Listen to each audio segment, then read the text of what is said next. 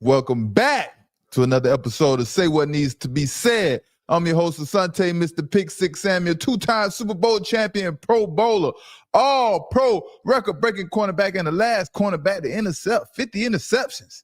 Yeah, during the 16-game season era. Clap it up for Phillip Rivers, man. Hey, clap it up for Phillip Rivers. What do we call Phillip Rivers? Aunt, grandpa? What is the correct name for Phillip Rivers, man? Coming off the couch, 10 kids plus and the grandkids and all. I don't know, man. I'm just talking, but Grandpa he showed up big for the Colts, man. He made this game exciting at least, man. It gave the Colts a chance, a fighting chance. And, man, if anyone can show up give the goddamn Colts a hand, please stand up and raise the hand. Let me bring on my Colts for the night. 2-3 G's, man. How are we doing? 2-3 G's. How are we doing, G's, baby? That's Pop out there. Pop was out there balling today. Pop was out there balling, man. Grandpa, man. Oh, man. Let's get into this thing tonight, man. Indianapolis Colts. San Francisco 49ers beat the Indianapolis Colts 48-27. And let me tell you, man, first half of this game was so explosive, man. Oh, man, it was they were striking left and right, man. It was pretty much a shootout in the first half. 440 yards of total offense for the San Francisco 49ers. Christian McCaffrey, man, he ate today. He definitely ate, man. Mm-hmm. Third down, 7 for 11 for the San Francisco 49ers. They didn't have too many third down attempts in the first half, but the second half they started completing and converting on some of those third downs, and as well as the Indianapolis Colts. Indianapolis Colts, they didn't do as well on third down, on 5 for 10, not converting in key situations, in key moments, but 312 yards of total offense. Hey, let's get to the bread and butter. Brock Purdy, 25 for 34, 295 yards, a whopping 5 touchdowns. 3 of those touchdowns in the first half. Christian McCaffrey, the X factor, the thing, the player on offense that makes the San Francisco 49ers tick, and to make them as good as they are pretty much on offense, man. Christian McCaffrey, 21 carries, 117 yards, 29 receiving yards. Those receiving yards doesn't seem like a lot, but they were very effective, and they came at key moments in the game. One of them was a touchdown, and, man, you put Christian McCaffrey on a linebacker all day long, he is going to eat them alive, man. And George Kittle, man, the three amigos, Brock Purdy, George Kittle, and Christian McCaffrey. Man, George Kittle went off, man, and he had a good day today, 7 receptions, 115 yards, and a touchdown. Brock Purdy, man. Woo! He was pretty impressive tonight. Man. And he had to show up. It wasn't easy. The game manager versus Grandpa Phillips. That sounds like a movie, man. It sounds like a movie script or something like that, man. I'm watching this game. But Brock Purdy, man, he had a really good game, but he had a hard time fighting off his elder opponent, a 44-year-old Phillip Rivers. But at the end of the day, he got it done. He got it done because he had a lot of help. He had a team behind him. He had players that can go out there and execute and be playmakers for him. You know? Phillip Rivers didn't have that opportunity, man. He doesn't have the players. He has a couple of players, but no one stepped up today. No one gave Phillip Rivers a fighting chance. Phillip Rivers was basically carrying the Colts on his back by himself because Jonathan Taylor was absent from this freaking game. He was freaking absent. Yeah, ever since Daniel Jones went down, Jonathan Taylor has been able to get those big runs he has been getting. Is it a big difference with the quarterback play that makes the running back not be able to run the ball no more? Like, what happened to the Colts running game? He was on pace to be the offensive player of the year, honestly. He just ever since he's just falling off, right? Yeah, I don't know what happened. Is it the season wear and tear, and is it the quarterback change? What is it? I think the season, how long these seasons are, has more to do with it than anything else. You know, the older you get in age, of course, has to do with your body wearing down and the different effects your body take playing in this physical game. But just a long season, man, you have to figure out You have to have a system, a systematic system. You have to have things in place, resources in place to keep your body fresh and make your body be able to withstand such a long season, especially at running back. Running back is that one position you don't have opportunity to take any games off. You are getting hit every play after play. You know, if you're not getting the football, you have to block. Maybe a chip block on a Michael Parsons or a defensive end who's very effective, you know what I mean? Or the blitz. You understand what I mean? But running back is one of those positions is you can't really predict how long and how good running backs will play because of everything I just named, you know? And some running backs, they like LaShawn McCoy, my brother Shady. He was one of those running backs. He didn't take any physical abuse, right? He knew how to play very small and get in those small areas where he didn't take those pounding hits, and he was able to stay fresh and be impactful for a very long time. And that's what it takes for running backs. But for Jonathan Taylor, man, there's just, I don't know, man, maybe he was just fresh in the beginning of the season. The offensive coordinator, the offensive line, had a few people. You know, it's like 3 starters missing on the offensive line. That could be a big contribution to why Jonathan Taylor isn't getting off. But from what I see, man, it's just just wear and tear. You know, he started off fast. You know, the season was going good. He was playing well in the beginning of the season. Now, he just can't get going. He just can't get going. He surprised me that he was going off the way he did in the beginning of the season. Actually, but here it is. Indianapolis Colts, Phillip Rivers, man. 44-year-old Phillip Rivers coming off the couch.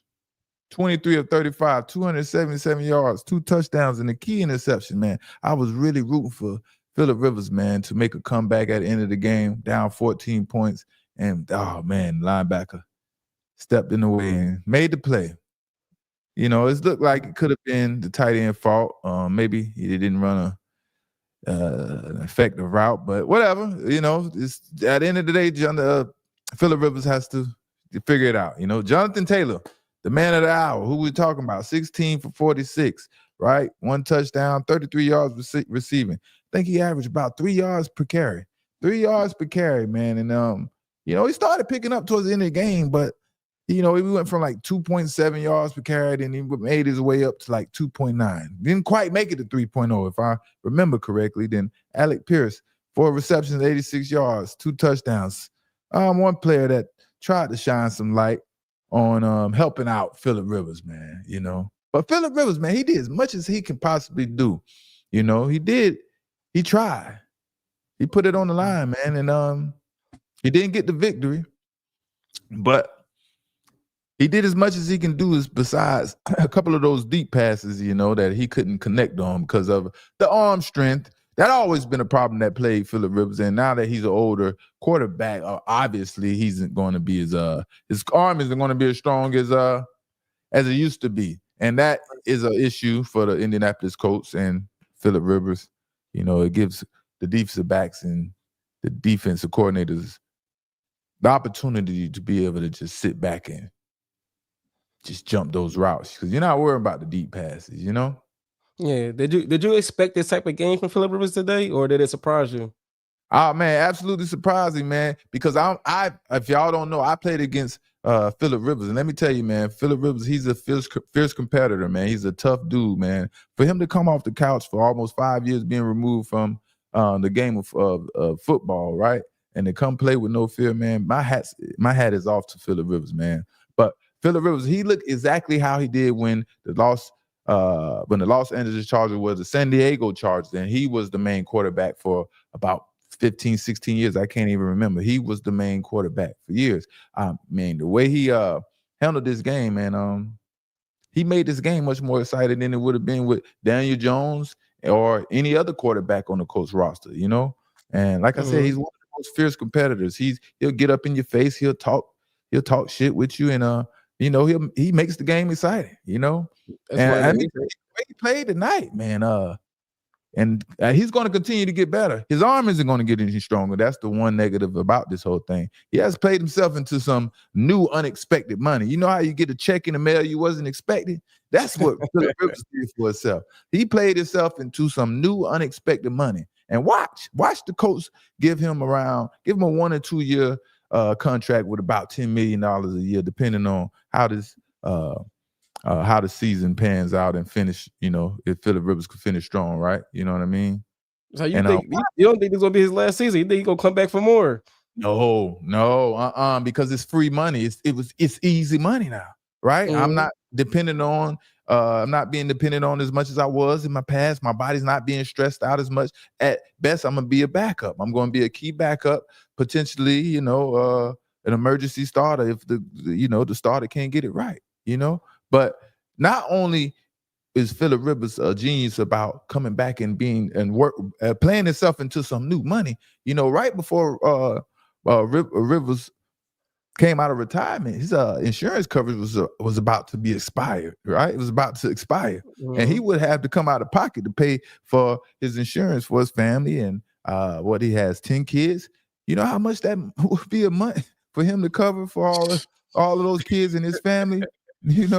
And now that he came back, he renews his eligibility covered under NFL insurance plan. And, he has 5 more years to figure out what he's going to do next. So it's like this is genius for Phillip Rivers at the end of the day, for him to get this figured out, right? And then, he did this with 2 weeks of practice, throwing for 277. Imagine if he had a little bit more time with the offense and really knowing these players. Man, he'd probably be like an MVP running the way he threw for 277 a day.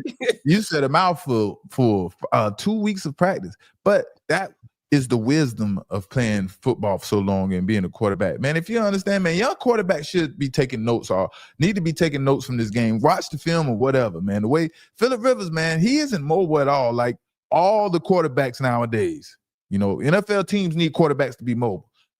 Phillip Rivers isn't mobile at all, and no one is worried about him escaping the pocket because he's not fast. He's not that athletic. But yet he understands the importance of how he continues to climb up in the pocket to escape pressure and create more time for himself to make plays, And like I said, if he had a little more juice in his arm, this game would have been different, man. With 2 plays that he missed on deep pass just because of the lack of strength he had in his arm, And if he would have connected with those plays to Josh Downs and Michael Pittman in that first half, it would have been different, It was one right before half where they kicked the field goal too, where they had Tyler Warren going into the corner. If he had a little bit more juice, that was a touchdown. Tyler Warren beat the corner. Yeah, it looked like he got a little pressure up front too, man. It probably got a little pressure. He couldn't step into it as much, and that's what the thing about Phillip Rivers, man. One thing about having Phillip Rivers as a quarterback, he basically can't be phased. He's played and saw pretty much every coverage and every blitz that possibly can be drawn up during his career, and he completely understands when to play fast and to get the ball out of his hands and when he has time to go through his progressions, as we've seen tonight. That was a coaching tape of Phillip Rivers not being that athletic as everyone else, all the other quarterbacks in the NFL, but him still having the footwork and being able to step up in the pocket and manipulate the pocket and saying things like that. That was impressive. Just, understand, these guys out there, the NFL players, the other players in the NFL, they have practice from July all the way to September before the first game of the season. Then all the way to now, they've been playing, preparing, practicing. Phillip Rivers just came off the couch. Not playing, not practicing, not doing any of the drills. His muscle memory is, he just went out there and executed. He didn't have opportunity to go through all those things in practice and get it figured out. But shout out to those boys, man. Phillip Rivers and Brock Purdy. That was a hell of a game, man. And then that first half, man. I think it was total 5 touchdowns in the first half. Boys had 5 touchdowns in the first half between both Phillip Rivers and Brock Purdy. 165 yards passing for Brock Purdy in the first half and 175 yards for Phillip Rivers. That's a lot of offense. That's a lot of offense. And Brock Purdy, they got the victory. And we could say it's a team victory. Yeah, they play good team ball. They play really good on defense, right? Christian McCaffrey, he stepped up. He carried the team running the football, and he was the X factor as a receiver, receiving, tearing the Indianapolis Colts linebackers up. They looked unathletic trying to cover Christian McCaffrey. But we haven't heard from the good brother Cam Newton speak on Brock Purdy this season. And if he has, y'all let me know, chat. Y'all talk to me. Did we hear Cam Newton speak about Brock Purdy this season? And I want to know, Cam, how do you feel about Brock Purdy now? After another season under this belt, looking better than ever. How do you feel about Brock Purdy now, brother Cam Newton? Please respond, because we want to know, do you still consider Brock Purdy to be a game manager, or is he a playmaker?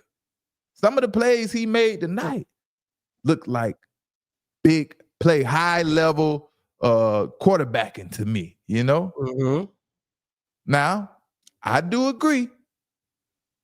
Looks like he's throwing against air on a lot of the passes, because coverage these days is terrible, and it was terrible by the Indianapolis Colts. Now, I'll give you that. There isn't much coverage going on, but there isn't much coverage going on all around the NFL. So everybody's on the same playing field. Myself, I wasn't a big believer in Brock Purdy, but the more I see him play, the more I see him, like, even with all the injuries on his team and he still found ways to win, I'm like, man, I'm just getting more and more respect for him, especially at that game today. Man, they could be real contenders. I feel like the NFC is still wide open. It could be anybody game, but yeah, man, I definitely believe in Brock Purdy way more out there throwing for 5 touchdowns. He had that one across his body, the George Kittle, and fitted in him. I'm like, okay. I'm telling you, man. But back to Cam Newton, I want to know, man. Cam Newton got to respond, man. What we going to give Cam? 72 hours. 72 hours, bro.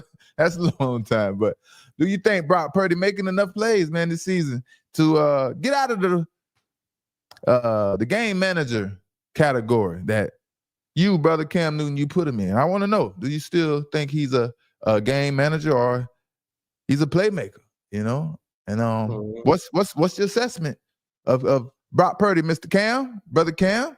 Because you're the one that deemed him game manager. So let me see if you're standing on this. He may have worked his way up out of those those game manager, that stigma. We're gonna call it a stigma, But what did you just say? What I meant to say something. Respond to what you was. I was saying that he making a believer out of me, because I felt like when Brock Purdy first popped on the scene, he had the fully loaded team, but now he's just having different wide receivers every week with so many injuries with to the 49ers. You know what I mean? People in and out. It's different offensive line, different receivers, tight ends keep going down. Making plays, still making things happen. Making plays, man. Getting more of my respect too. Yeah, I think yeah. So we want to see what the good brother Cam has to say about Brock Purdy, because Brock Purdy, man, he's playing elite. He's playing some hell of a football. Now, like I said, he does have weapons, but a lot of people have weapons. Can't expect every quarterback to go out there and do it all on their own and be the next Tom Brady and all those great things and things like that. But yeah. And that's what I wanted to talk about. The NFC. NFC, man, it's up for grabs. The LA Rams, the Seahawks, the San Francisco 49ers,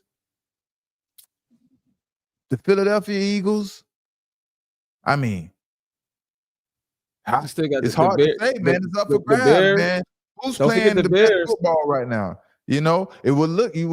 Don't forget about the Chicago Bears. Yes, the Chicago Bears.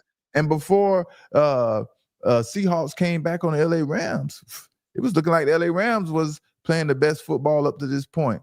But man, it's up for grabs in the NFC, man. And it's gonna get very interesting. But next Sunday, man. Next Sunday on Sunday Night Football, San Francisco got Chicago Bears. The Chicago Bears come in town. That's going to be a very interesting game. Very exciting game. I mean, the matchup is going to be it's going to be pretty much identical on defense. Chicago Bears, they are making plays left and right. They're leading the NFL, I think, in turnovers. San Francisco 49ers, as you see, they play very well on defense. They both have a running game. Young quarterbacks, one quarterback a little younger than the other. They both are about the same height. That's how good this matchup is. The quarterbacks are about the same height. That's how, man. So I'm excited for that game. Definitely be a good game. Yeah, that's going to definitely be a really good game. It's going to be a physical game. And it could be like what you say. They might have to play twice. You never know. This could be like the round one. It could be a round two in the playoffs if they meet up in the playoffs too. Worst feeling in the world, man. Playing that team 3 times in a row. And the expectations for you, they don't lower. They expect you to get better and better and better. Your coaches, the pressure gets crazy and crazier. In the NFL, winning is the best feeling that anyone can gather as a unit or more than one person. That winning feeling, man, it's the best thing that a man can achieve, I guess. In sports. Sports. We're talking about sports, man. We're talking about sports. But DK Metcalf beat DK Metcalf, and man, let me tell you, man, I've been saw this type of character from this guy, DK Metcalf, from the young man, from the player, DK Metcalf, and now, at the last year now, acting like a straight fool, because he is upset that he isn't getting the football. And that's when he decides to lash out. He put himself in a vulnerable situation. Who has he put himself in a vulnerable situation with? His freaking employer. Yes, his employer, the NFL, the Pittsburgh Steelers.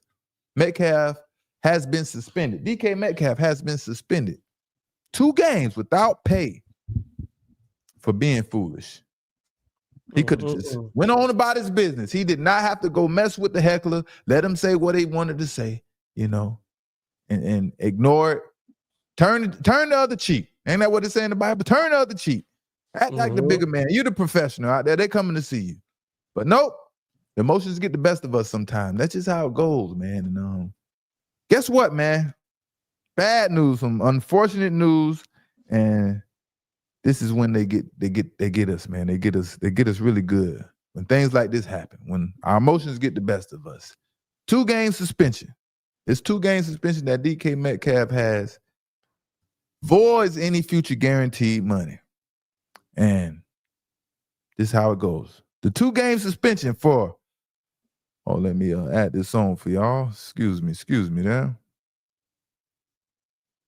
The 2-game suspension for the NFL terms conduct detrimental to the league now voids at least $45 million in future guaranteed money for the Pittsburgh Steelers receiver DK Metcalf. Metcalf would still be able to earn the money over the next 2 years, whatever that means.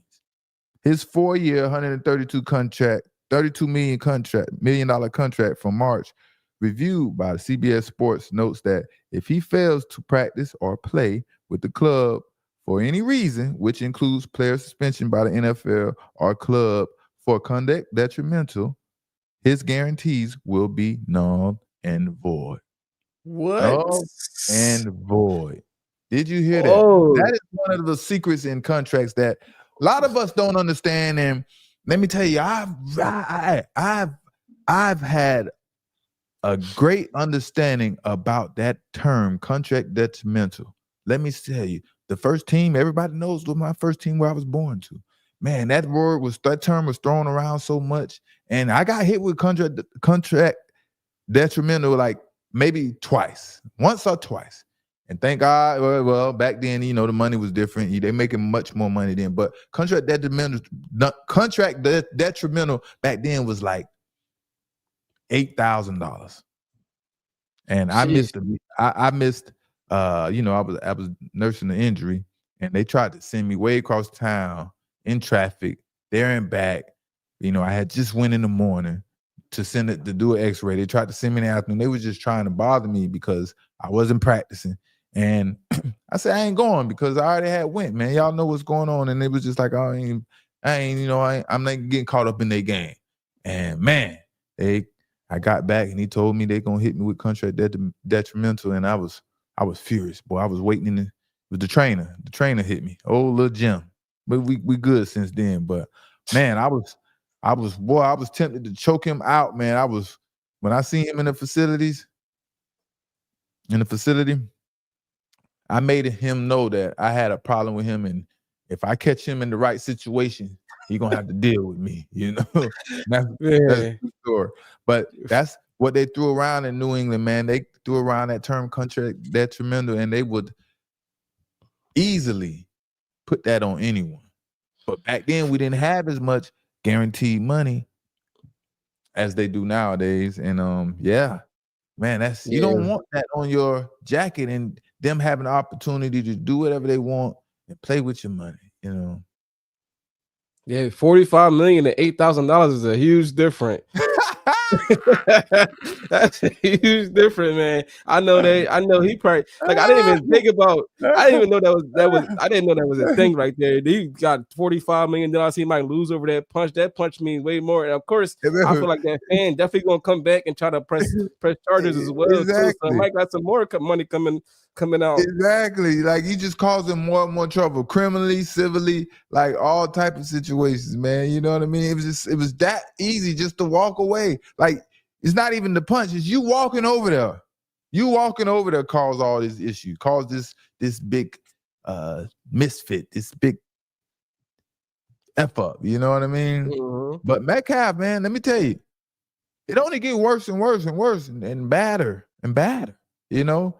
Because he can have to go through the legal system, hire a lawyer, you know, end up with a judgment against him, have to pay some money, you know, get criminal charges against him, you know, have to plead out, have probation and things like that.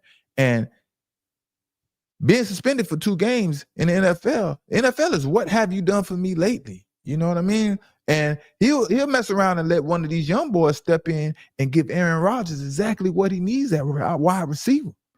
And Aaron Rodgers makes around and find out one of these young boys can get it done the way he needs it done. Metcalf won't see the light of day in Pittsburgh again. He won't make that future money, and that will be the excuse to give it to him. So that is what you put yourself in, the vulnerable position you put yourself in when you decide to act out and potentially be suspended, and now your money is on the line.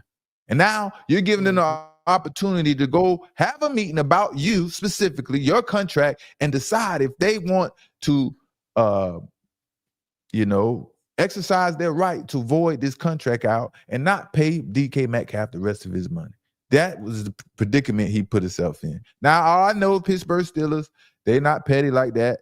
You know, they aren't that type of team. They're pretty loyal to their coaches and players, which is great. I love that.